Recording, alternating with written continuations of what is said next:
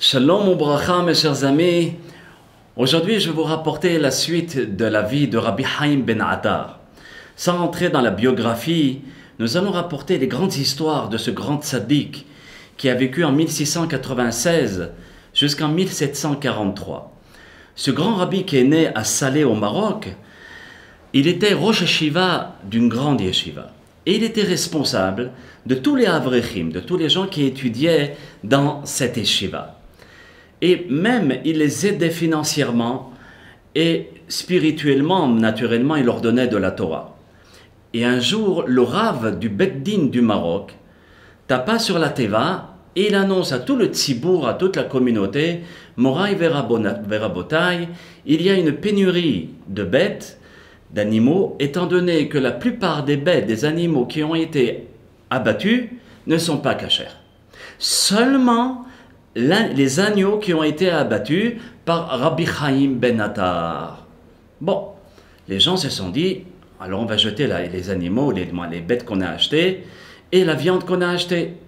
Mais il y avait un Richard dans la ville qui lui, c'était une condition dans sa vie d'amener toujours de la viande à la maison sur sa table le jour du Shabbat. Et il s'est dit, il n'y aura pas d'exception, il n'y a pas de raison qu'aujourd'hui je fasse une exception. Donc il est parti à la yeshiva du Or HaChaim HaKadosh, Zecher Tzadik Kadosh Libracha. Et il dit, moi je veux une ration aussi de viande, Lichvot Shabbat Kodesh. Le rabbi lui dit, écoute mon fils, je ne peux pas te donner de viande aujourd'hui, étant donné que je suis limité dans ce que je dois donner, et aussi j'ai réservé la viande à ceux qui étudient la Torah dans ma yeshiva. Eux, ils passent en priorité. Oui, alors l'autre, il dit, mais moi je suis le Richard de la ville, j'épaule les yeshivot, je fais tout, etc. Et il était en train de parler. Au moment où ce Richard était en train de parler, il y a un Talmid Chacham, d'une manière très simple, qui rentre à l'intérieur du bureau de Rabbi Haim ben Attar. Et le Rabbi Haim prend de la viande et lui donne à ce Chacham. Et c'est là où le Richard commence à s'énerver. Et il se dit, quoi? Un homme pareil, vous lui donnez de la viande, et puis à moi, non? Est-ce qu'il vaut plus que moi? Il commence à dégrader le Talmid Chacham. Rabbi Haim ben Attar, pour ne pas rentrer dans des histoires et des confrontations qui risquent d'aller très loin, il s'est tu. Très bien, le Shabbat arrive, le Chacham il a de la viande à la table et le riche n'en avait pas. Mais le soir, Rabbi Haim ben Attar, il fait un rêve où on lui annonce une mauvaise nouvelle. Et on lui dit, écoute Rabbi Haim, toi qui es un tzaddik, tu as osé te taire au moment où on était en train de dégrader et de faire honte à un Talmid Chacham. Comment oses-tu passer ceci au silence? Par rapport à cette conduite, tu es hayav, tu es passible de diaspora de l'exil, de galout. Et tu vas partir en galout, en exil. Et là où tu dormiras, le lendemain tu ne dormiras pas. Cela veut dire que tu vas porter l'exil sur tes épaules pendant 1 an. Rabbi Haim ben Attar se lève le matin, un petit peu angoissé, et se dit, car Gazrou Bashamayim, c'est ainsi qu'ils ont décrété dans les cieux, il vaut mieux payer ses fautes ici-bas que là-haut. Alors on m'a donné la chance d'effacer cette faute, d'avoir passé outre le kavod, le respect d'un Talmid Chacham, et de nettoyer ma faute ici-bas. Et il dit au revoir à sa femme, et il prend ses affaires. Et il s'en va carrément en galoute. À ce moment-là, le Rabbi Haim s'en va dans une ville, en direction d'une ville. Et c'était un vendredi, où il commence à marcher, et puis d'un coup, c'était dans la paracha de Bechukotai. Il commence à avoir une réflexion et une aide, Bashama, une aide des cieux exceptionnelle, où il est carrément branché avec le computer céleste, où on lui fait comprendre et savoir des mystères de la Torah, de la paracha de Bechukotai. Et on lui fait savoir 14 interprétations de cette paracha. Aussitôt, Rabbi Haim ben Attar, il prend son bâton et il les écrit sur le sable. Vous savez rien que le fait d'écrire, on retient. Étant donné qu'il n'avait pas de cahier, ni d'encre, ni quoi que ce soit avec lui, alors il les a écrits sur le sable, ne serait-ce que pour les retenir. et il les a révisés pendant le chemin. Même pas une demi-heure après, Baruch Hashem, à force de réviser, on lui rouvre encore une autre porte. Et on lui fait découvrir encore 14 interprétations de la paracha de Bechukotai. Et donc, il révise encore une fois ces 14 interprétations, après les avoir naturellement marquées sur le sol, et il continue son chemin. Et pour la troisième et dernière fois, on lui donne la possibilité de comprendre encore 14 interprétations de la paracha de Bechukotai. En tout, on a fait dévoiler des secrets, un pirouche, un commentaire aussi beau que l'autre. Des commentaires exceptionnels qui se trouvent tous dans le livre de Or HaHaim HaKadosh, dans le livre de Rabbi Haim Ben Attar, dans la paracha de Bechukotai. Et donc, il garde ces 42 explications qu'il va plus tard marquer dans son livre Or HaHaim. Et Baruch Hashem, le vendredi avant Shabbat, il rentre dans la ville. Et puis un homme, surtout à l'époque où il ne savait pas où dormir et manger, où il va? À la synagogue. Donc il part en direction de la synagogue. Et là, le Kahal était arrivé à Minha juste avant Shabbat. Alors il fait Minha avec le Kahal, l'Echadodi, tout le monde chante, Bitlavut. Et à ce moment-là, tout le monde s'en va, après l'office, tout le monde s'en va dans sa maison. Rabbi Haim Ben Attar se retrouve tout seul. Et heureusement qu'il y avait le shamash, le bedeau, qui était en train de fermer les livres, les ranger. Et à ce moment-là, Rabbi Haim se dit où je vais aller. Naturellement, Baruch Hashem, comme un bon juif, le shamash lui dit Baruch Abba, venez à la maison, vous allez passer le Shabbat chez moi. Très bien. Rabbi Haim Ben Attar est invité chez le shamash, qui était un tzaddik aussi. Et il discute de Divrei Torah, mais Rabbi Haim ne dévoile pas sa grandeur, il ne dévoile pas qui il est. C'était ça, si vous voulez, l'exil qu'il devait avoir sur ses épaules, de ne pas dire qui il était. À ce moment-là, le bedeau, il dit au Rabbi Haim, regardez, tous les vendredis soirs, le Rav de la Shchouna, le Rav de la ville, fait des Dvar Torah sur la paracha. Un Dvar Torah plus beau que l'autre. Venez, on va y aller, de façon à écouter la paracha de la semaine. Naturellement, Rabbi Haim, avec plaisir, il s'en va avec le bedeau à la synagogue, à la maison du Rav. Ce Rav, c'était un tzaddik. Il était connecté directement avec la Shrina, avec la Yeshiva Shel Ma'ala, avec la maison d'études des cieux. Et on lui dévoilait à ce moment-là les piroshim, les commentaires de la paracha. Comment il faisait? Écoutez bien. Il fermait ses yeux, il baissait la tête, il se concentrait, et à ce moment-là, il se levait, en disant « Moraï Rabotai, j'ai tel commentaire de la paracha de la semaine. » Il dévoilait le commentaire. Donc, ce n'était pas du bluff, c'était quelque chose de très sérieux. Et le rabbi était en train de se concentrer, et à ce moment-là, on lui dévoile les 14 premières explications de Rabbi Haim Ben Attar, grâce à sa réflexion. Alors, le Rav de la ville lève sa tête et il dit Moraï Rabotai, j'ai 14 pirouchim à vous transmettre. Et vous savez au nom de qui?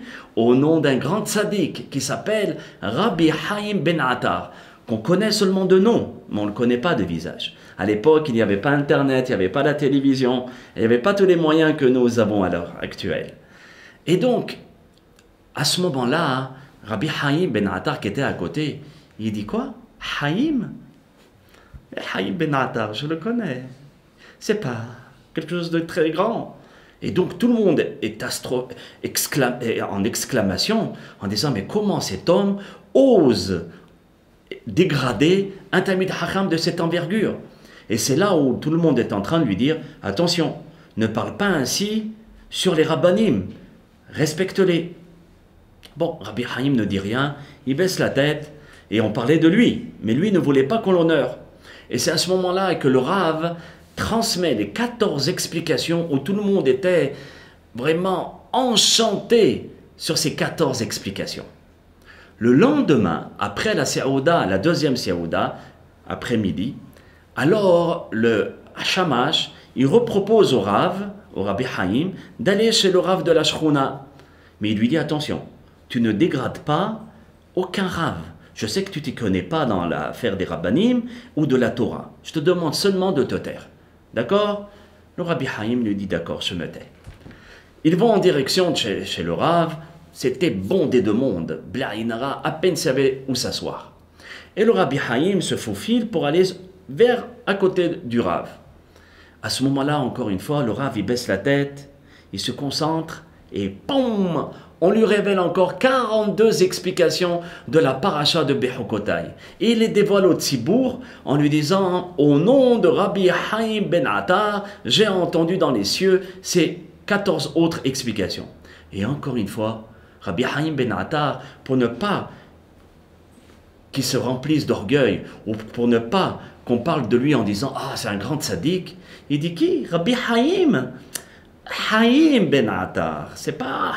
Encore une fois, tout le monde lui crie dessus et le Rav lui dit « Attention, c'est un avertissement. Si chas v'shalom, tu continues à critiquer les rabbanim comme ça va aller mal pour toi. » Et donc à ce moment-là, une fois avoir dévoilé 14 explications, tout le monde revient à Seuda Shlishit pour dévoiler les 14 dernières explications du Rav Haïm Akadosh.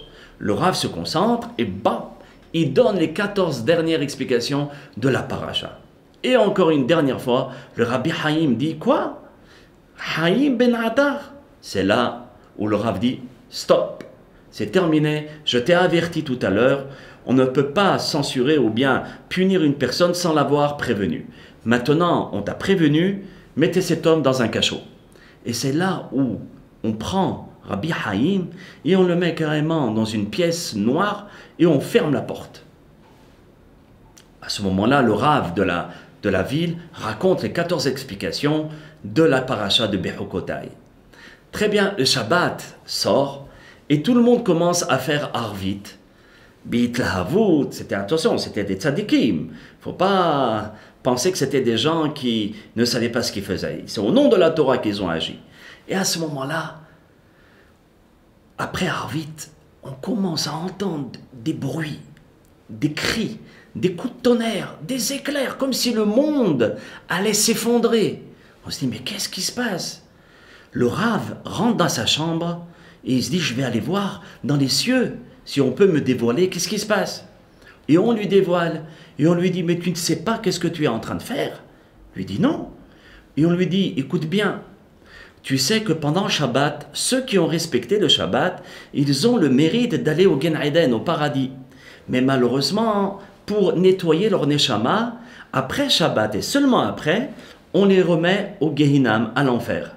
C'est évident que maintenant, le Sar, le Malach, l'ange de Gehinam, de l'enfer, est en train de faire toute une révolution là-haut. Pourquoi? Parce qu'il ne peut pas ouvrir le Gehinam. Et on lui dit pourquoi?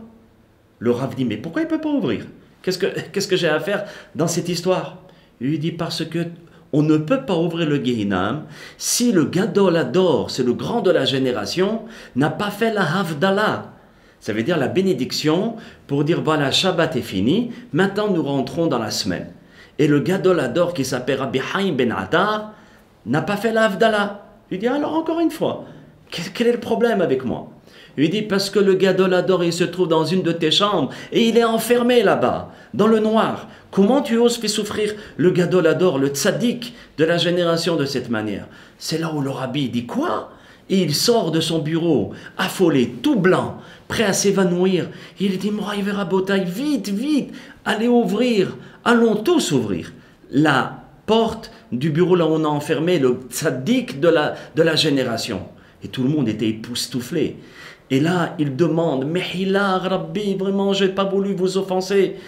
Et donc, il dit en public, Mehila, le Rav de la ville, il dit en public, Mehila au tzaddik. Il lui dit, écoutez, il dit au tzaddik, au Rabbi Haïm ben Attar, c'est sûr que je regrette amèrement de vous avoir fait souffrir.